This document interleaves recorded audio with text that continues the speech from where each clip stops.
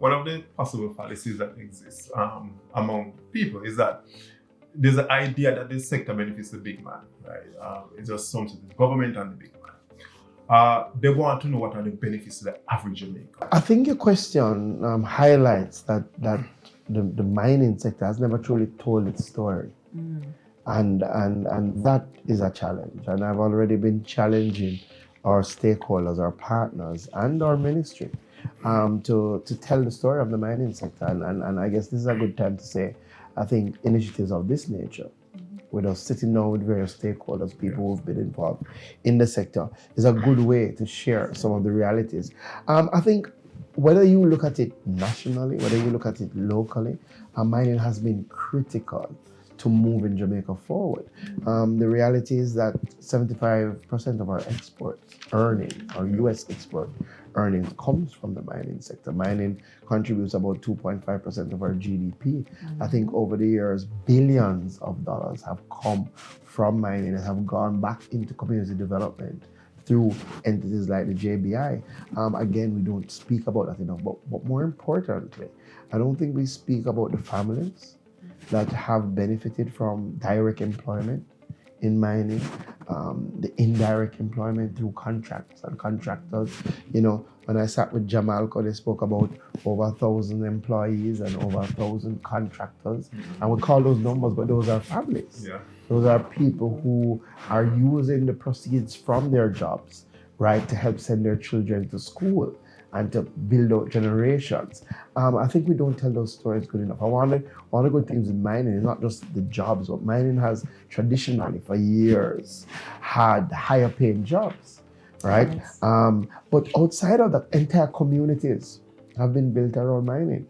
Again, there would be no Mandeville, wasn't it, for something like an Alpad, right? You know, institutions like St. Elizabeth Technical High School, like Bel Air, all of those have come directly out of the proceeds of mining. So I think we haven't done a good job to tell the story about how mining has moved communities, have moved families forward. And I think that is important, and we have to do a better job of making that reality. I'll share two more things with you on the flip side. You know, we have seen in an area like Nain how it has completely ground to a halt since the closure of Alpad. Nain used to be a bustling community, shops, bars, restaurants, right? Because you had a captive audience that when they got the pay would come and stop and want somewhere close. And you know, that has stopped. And I remember when I went to Yuatan and they shared when they had to close the plant, what happened at Christmas when you were in the town. You know, it's like there was no Christmas. You know, there was no Christmas Eve. The reality is that mining and the plants that go with, especially things like bauxite mining, there's an ecosystem that drives community forward. I said the last thing, but the very, very last thing. I have found that we want to enjoy the byproducts of mining, but we do not appreciate what mining is. So, you know, we feeling upset stomach and we run for Tums to get rid of some of, you know, the feelings, and we don't appreciate that as it is now. We export pharmacy grade limestone that goes into Tums and goes into toothpaste and things of that nature. And, you know, the amount of things that alumina and aluminum have been used for, right? And how it has made our lives easier. I think we have to reflect that, you know, despite the challenges, the reality is that mining has helped to make mankind better. And that's a story that we have to tell. All right, Minister, earlier you spoke about the communities and the active involvement of bauxite companies prior to mining and so on. In terms of giving back, I know the Bauxite Community Development Program does some work there. Could you expound? Yeah, I think the Jamaica Bauxite Institute, through their community development program, has done good work looking at some of the challenges in communities. And these challenges have oftentimes nothing to do with bauxite, but everything to do with the needs of the communities, and have looked at how they can use those funds to help the communities be better. And I think that's very, very important. And part of my drive is how can we expand that?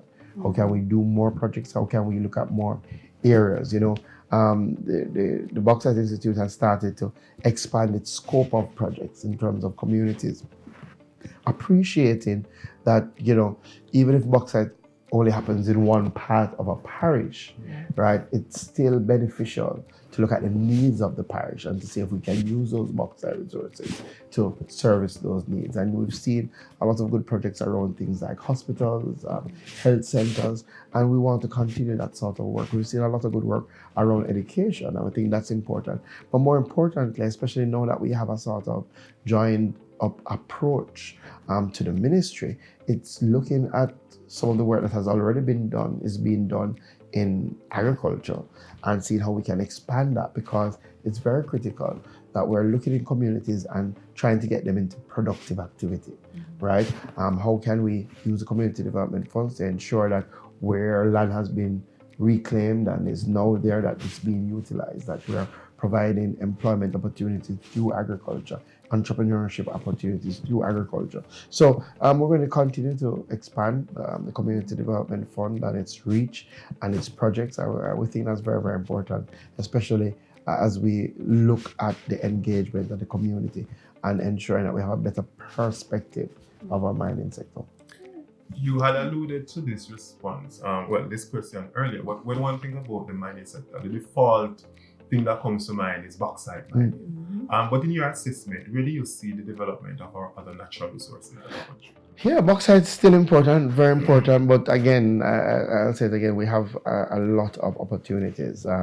We're just scratching the surface with limestone, right? And literally, because Jamaica is made up of so much limestone, we are literally just scratching the surface. But also, we've been seeing more and more the need for high-end pharmacy grade type limestone, and thankfully Jamaica does have that, so it can command higher prices on the world market, and we are seeing significant demand from the United States, and also for just our aggregates, tremendous demand from Guyana, Cayman. So that has tremendous opportunity, and part of what we're doing is seeing how can we ensure that we have the policy framework to guide that development. I think over the years it has kind of organically developed, right? But we have to put some policy direction around that. Very, very important. And also it's important to ensure that our citizens and the country is maximizing the returns from that. So we're going to do some policy work around that. So that's very, very important. But as I said, there are opportunities now that we're seeing in relation to rare earth elements, right?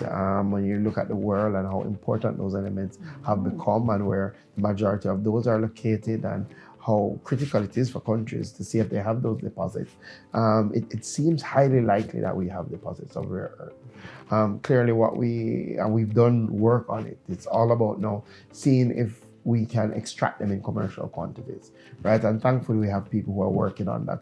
But as I've said, other work is happening around copper, work has happened around gold. Jamaica is a very blessed country, right? So we're going to continue that work to see what other minerals we can really utilize. But the question is not just what you have, but what you can really use in a way to give you significant commercial returns. And also, how can you ensure that it is organized in a manner that ultimately the country gets the biggest benefit? All right, Minister. So it is absolutely clear that you are on a drive of retooling, restructuring, and just overall development. What role does the quarrying subsector play in all of this? I think it ticks all of those boxes. A very important sector. Again, one of the sectors that we don't speak about a lot. Maybe overlooked, maybe because it's so prominent, and then we do see that in almost everything we do, every road work, how important it is. But I think we have to do some work on the structure of the sector. I think it's very, very important.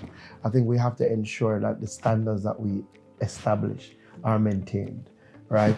It is very critical that the quarrying sector is not seen as a sort of fly-by-night operation that does not live up to the highest standards, right? It's very, very important, because the material that is taken and utilized in other purposes. If the standards are not maintained, then those other purposes are going to have challenges, right? So it's very important that the quarry operators are being held to account. And part of what I have to look at, and we've started to look at, is how can we ensure that we have the boots on the ground to ensure that we're doing the checks. It's very, very important, and that people are living up to the standards. So that's one. And that is especially quarrying in relation to aggregates. Now, remember now, there's also quarrying and mining in relation to other things like sand, right? And I must say I'm very concerned about some of the river operations, right? And I've asked the team to look at what is happening across the country in relation to people who have been granted licenses to move sand, right? Because again, there are set standards, there are distances that have to be maintained in relation to rivers, and we have to ensure that whatever is being done still has a sustainable outcome. We have to look at sustainability, right? So I have said to the commissioner that he should do a holistic review of all our licenses that we've granted in relation to sand, a holistic review in relation to what's happening across our quarrying sector. And that's very, very important because again, we want to have sectors that people appreciate, that is operating at a certain level of respectability, right? And that is serving our needs. And this is ultimately what it comes down to, serving our needs. So I have asked for a kind of comprehensive review of these sectors, and that's going to be important in looking at the structure, looking at moving forward, and ensuring that, again, some of the challenges that we've had where people have had concerns, especially on the river sides, that those are addressed. I think we pretty much come to the end of our question, Minister, but is there anything else you wish to add? Well, firstly, I say it already, and I'll say it again. I think this is a great program, a great initiative to get the word out there. And I think it's very, very important that we do more of this in relation to, especially on the community level. And one of the things that we want to see is our team go into communities and speak to the people about whether it be challenges, but also their experience. I think that's very, very important. One of the things that we're trying to work on, and we should have in very short order, is that it's very important that people know how to engage with the ministry if they have challenges, right? I think for a very long time, people wondered if you have a difficulty, if there's a concern, what's the routine, how do you reach out?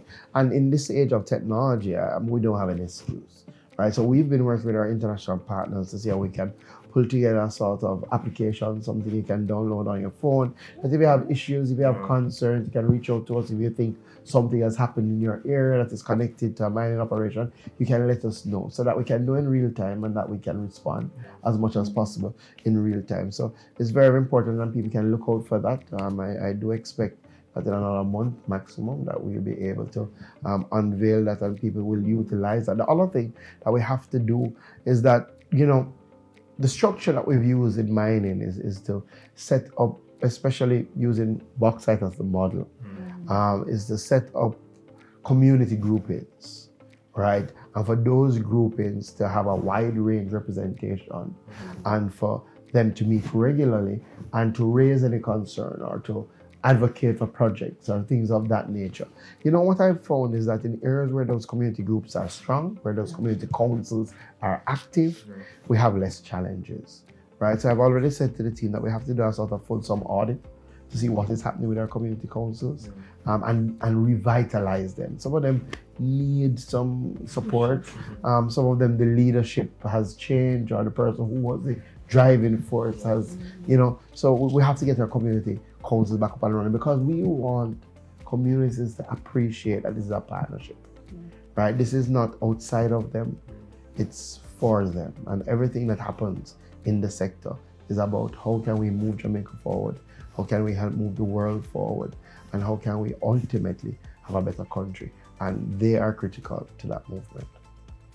All right, thank you, Minister. It was an absolute pleasure having you here with us today. We are grateful that your schedule can accommodate. And the discussion here has really showed us that there's a lot that has been done. There's a lot that's in the pipelines, and certainly there's an opportunity for the public to get on board and understand just how critical this sector is. Thank you so much once Thank you. again. Anytime, no problem. Thank you for being with us. Join us next time when we will have a chat with the Commissioner of Mines. There, he will speak about the Mines and Geology Division and the role it plays in Jamaica's minerals sector. See you then.